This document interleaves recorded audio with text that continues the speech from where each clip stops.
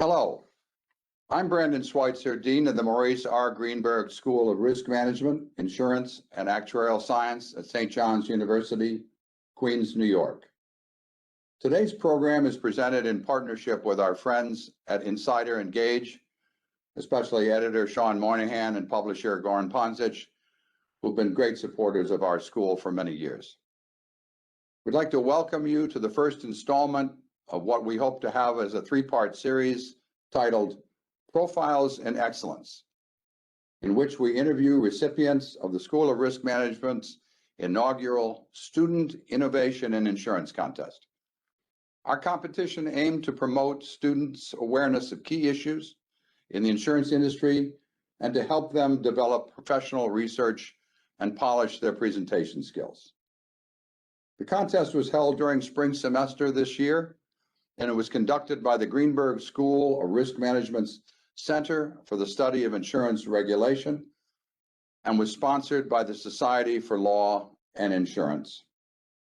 The winners were selected after an evaluation of the students' respective essays and virtual presentation, judged by a panel that included representatives of the law firms supporting the Center for the Study of Insurance Regulation, namely Eversheds Sutherland, represented by John Pruitt, Greenberg Traurig, represented by Fred Karlinski, Kennedy's, represented by Mike Tricarico, and Mount Cotton, Wallen and Greengrass, represented by Cas Soriano, as well as Jean Kwan, professor at the Greenberg School and chair of the Center for the Study of Insurance Regulation. I'd like to introduce John Pruitt, who is the chairman of the Society for the Law and Insurance. John will serve as my co-host today for this interview. John, a few remarks from you, please. Sure. Thank you, Brandon. I'm honored to have been able to help organize and judge this contest. And a word about our group. The four law firms that Brandon mentioned have been longtime supporters of the Greenberg School in St. John's.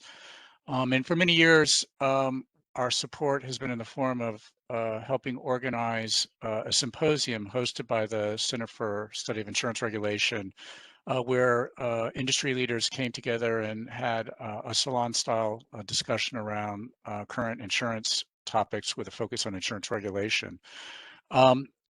This year, things were a little different because of COVID, and we came up with the idea of this contest, and it's been just a real joy to read the various proposals by the students and hear their presentations.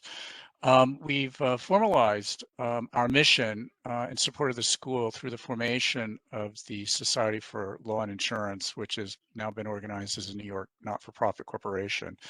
We hope that to be able to continue the support of the school as we have in the past in various different ways. And thanks, Brandon, for giving us an opportunity to help in this way.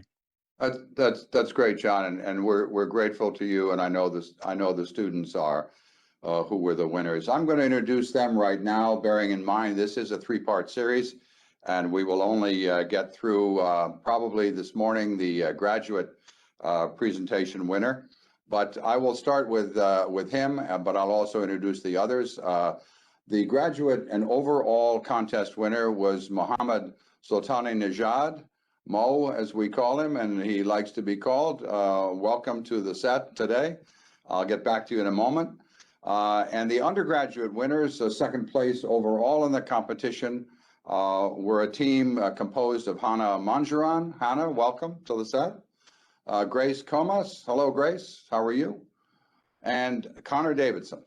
Congratulations to you winners all.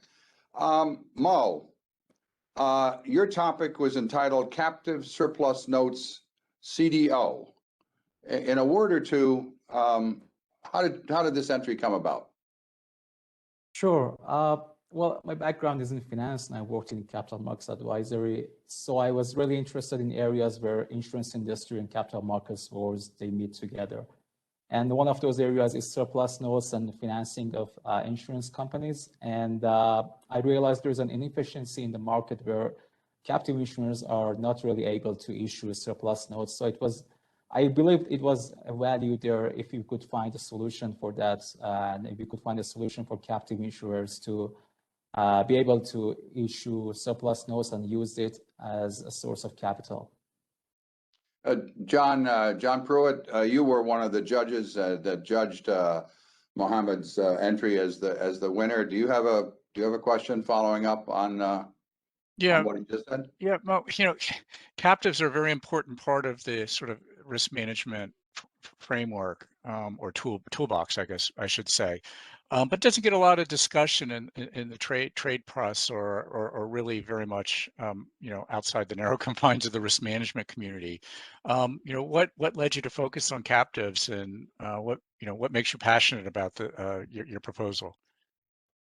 Well, I guess the very fact that people do not really talk about captives, that's why there are some inefficiencies in that market, and that's where you can find solutions to solve some of the problems that people usually ignore. But I believe captives are going to become more and more important, and the COVID experience showed us that companies are realizing that they have to at least self-insure some parts of their risks. And with this hard market that we are witnessing today, I believe more and more companies are going to look into solutions, captive solutions, especially as smaller or mid-sized companies. And this idea actually can help those segments of companies. John, that was more of a softball question, and you judged him much harsher with harder questions. I'm turning now to the thanks Mo for that. Turning now to the undergraduate winners. They have talked amongst themselves, and their spokesperson for this first segment is Hannah Manjaran. Hannah, can you tell us, your entry was called Improvements in Constructing a Risk Assessment Matrix. How did you all get inspired for this project, and what did it involve? So we are relatively new to the field. We are only freshmen. We've all only taken one class really in this field, which is the Introduction into Risk Management and Insurance. So our professor actually told us about the competition, and he was really encouraging us to go after it and take a shot at entering. Like, there's nothing to lose. If anything, we would get experience and a chance to get our names out there. So because we didn't know that much, we were kind of going off of what we've done in class, which was risk matrices. And he was teaching us about the limitations and how it doesn't accurately or reliably show all the aspects of risk, and it's rather simple compared to what a risk actually entails. So we decided as a group to go off of that and try to figure out how we can improve it. And we thought of the idea of adding another dimension to the risk matrix to make it more accurate and to make it more reliable by increasing the sizes of the bubbles. So that's really how it came about. It was a very in the moment, spur of the moment decision that we all came together and decided to do so to enter the competition. So you all really worked totally from a standing start, which I think the judging committee recognized and felt very appealing. I think that's about all the time we have now for this first segment. But Hannah, I'm going to come back and grill you on our second in this series, which for those of you watching it will probably be up on the Insider Engage site in a couple of weeks' time. So we thank you for your attention, and we'll welcome the students back at another date.